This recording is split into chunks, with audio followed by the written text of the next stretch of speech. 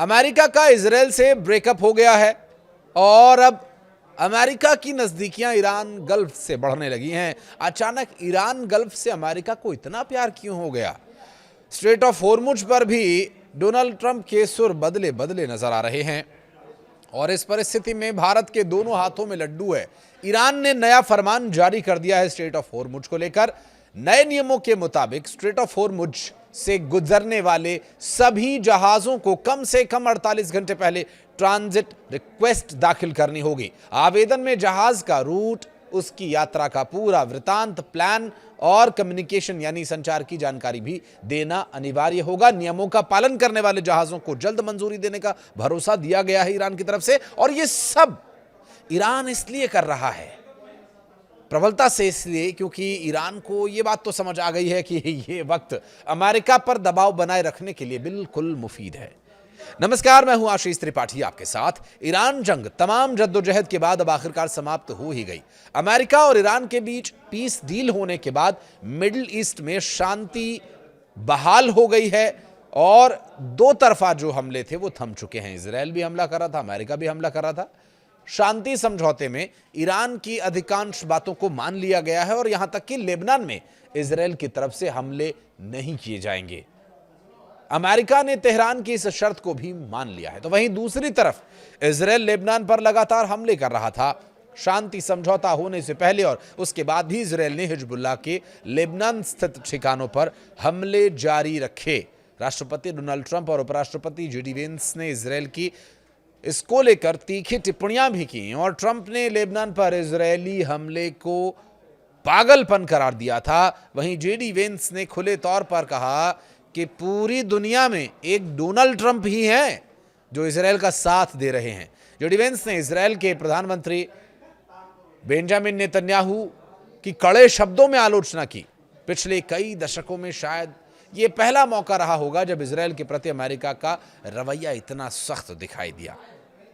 Israel को इस बात की टेंशन नहीं है कि अमेरिका ईरान के साथ शांति समझौता कर रहा है या अमेरिका युद्ध से पीछे हट रहा है। इजराइल को ये डर है कि कहीं ईरान के साथ हाथ मिलाना अमेरिका को फायदे का सौदा साबित हो गया तो फिर इजराइल का क्या होगा, क्योंकि अमेरिका को सिर्फ और सिर्फ पावर चाहिए, ईंधन चाहिए, पैसा चाहिए, जो कि ईरान के साथ हाथ मिलाने पर भी उसे मिलेगा। कैसे समझने की कोशिश करेंगे आगे भी, लेकिन इसकी बड़ी वजह है कि ट्रंप सरकार गल्फ रीजन में किसी भी तरह से शांति और स्थायित्व की हिमायत कर रही है। इजराइल का कदम ट्रंप सरकार की इस नीति के खिलाफ जाता दिख रहा था। हालांकि अब इजराइल और लेबनान के बीच सीज फायर हो चुका है। गल्फ में शांति और स्थायित्व भारत के हित में है, क्योंकि ये क्षेत्र भारत की एनर्जी का सबसे बड़ा स्रोत है। मिडिल ईस्ट में जारी तनाव और ईरान को लेकर चल रही कूटनीतिक कवायदें, इसके बीच अमेरिका और इजराइल के रिश्तों में पिछले कुछ सप्ताह में असामान्य तनाव के संकेत देखने को मिल रहे हैं। अमेरिका के उपराष्ट्रपति जेडी वेंस द्वारा इजराइल को लेकर दिए गए तीखे बयान ने इस बहस को और तेज कर दिया है। क्या दशकों पुरानी अमेरिका इजराइल साझेदारी किसी महत्वपूर्ण मोड़ पर पहुंच रही है? उपराष्ट्रपति जेडी वेंस ने इजराइल को चेतावनी भरे अंदाज में संबोधित करते हुए कहा था कि इस समय पूरी दुनिया में इजराइल के प्रति सहानुभूति रखने वाले नेताओं में अमेरिका के प्रेसिडेंट डोनाल्ड ट्रंप ही सबसे महत्वपूर्ण व्यक्ति हैं और इजराइल सरकार का हिस्सा होते तो अपने एकमात्र शक्तिशाली सहयोगी के खिलाफ जाने से पहले गंभीरता से सोचते। जेडी वेंस ने आगे कहा कि इजराइल अपनी सुरक्षा के लिए अमेरिकी सैन्य सहायता और हथियारों पर काफी हद तक निर्भर है। उन्होंने इजरायली नेतृत्व से हकीकत को समझने तक की अपील तक कर डाली। वेंस ने कहा कि मौजूदा परिस्थितियों में तेल अवीव को अधिक संयमित रवैया अपनाना चाहिए। वेंस ने कहा कि अमेरिका इजराइल का अविश्वसनीय साझेदार रहा है और अमेरिकी मिसाइल रक्षा प्रणालियों ने इजराइल की सुरक्षा में महत्वपूर्ण भूमिका निभाई है। अमेरिका ने इजराइल के कहने पर जब ईरान पर संयुक्त रूप से हमला बोला था, तब ट्रंप सरकार ने सपने में भी नहीं सोचा था कि उसका परिणाम इस हद तक आत्मघाती होगा।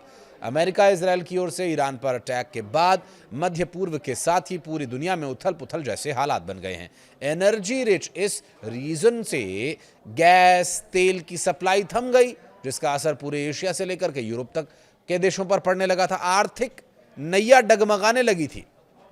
अमेरिका भी इससे अछूता नहीं रहा। ईरान जंग के चलते अमेरिका दो तरफा घिर गया।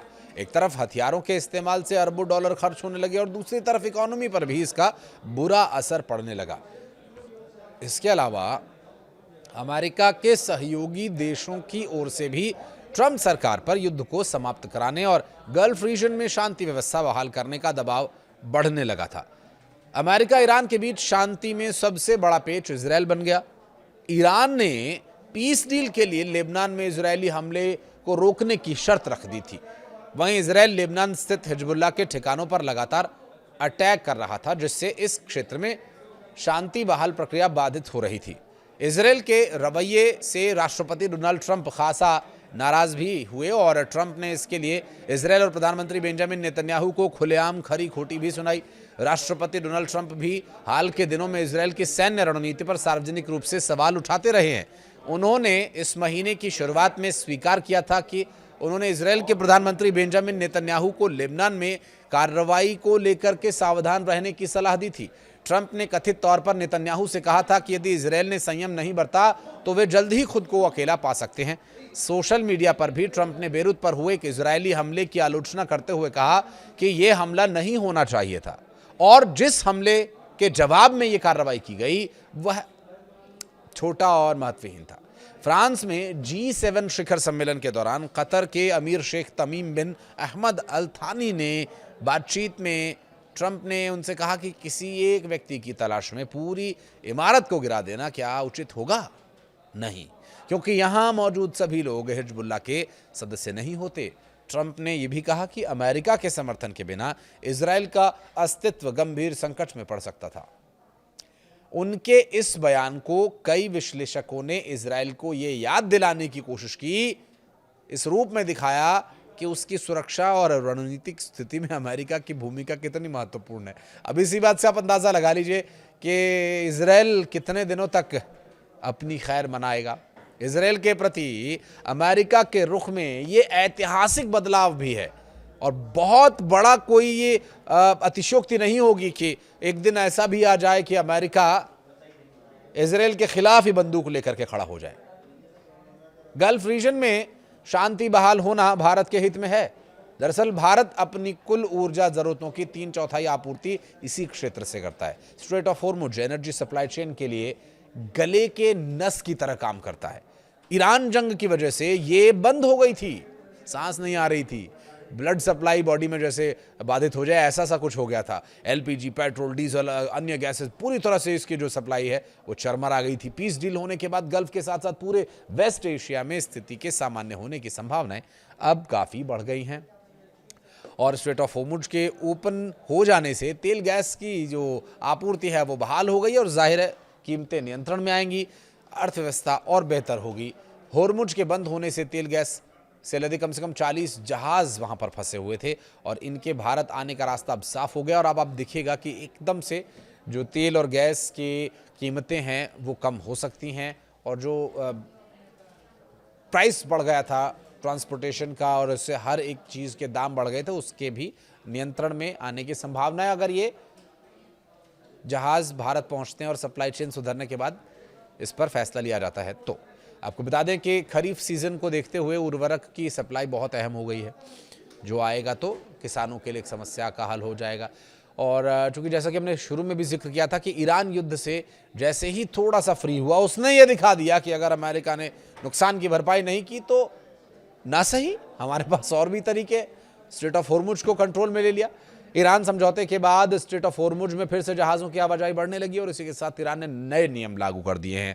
किसी भी जहाज़ को स्ट्रेट ऑफ हॉर्मुज़ से गुजरने के लिए 48 घंटे पहले आवेदन देना होगा, बताना होगा आप कहाँ से आ रहे हैं, कहाँ जा रहे हैं, क्या कुछ आपका प्लान है, क्या लेकर जा रहे हैं, सब कुछ दिखाना होगा और टैक्स भी देना होगा। दुनिया के सबसे अहम समुद्री रास्तों में है ये, लेकिन रास्ता खुलते ही ईरान ने जहाज़ों के लिए नए नियम जो लागू किए हैं उससे आवेदन करना और तमाम प्रक्रिया तो ठीक है, लेकिन ईरान की नई संस्था पर्शियन गल्फ स्ट्रेट अथॉरिटी यानी PGSA ने नए निर्देश जारी करते हुए कहा कि हर जहाज़ को अपनी यात्रा की पूरी जानकारी, रूट, संपर्क की जानकारी पहले से देनी होगी और जहाज़ के ऑपरेटर्स को लगातार उपलब्ध रहना भी ज़रूरी होगा।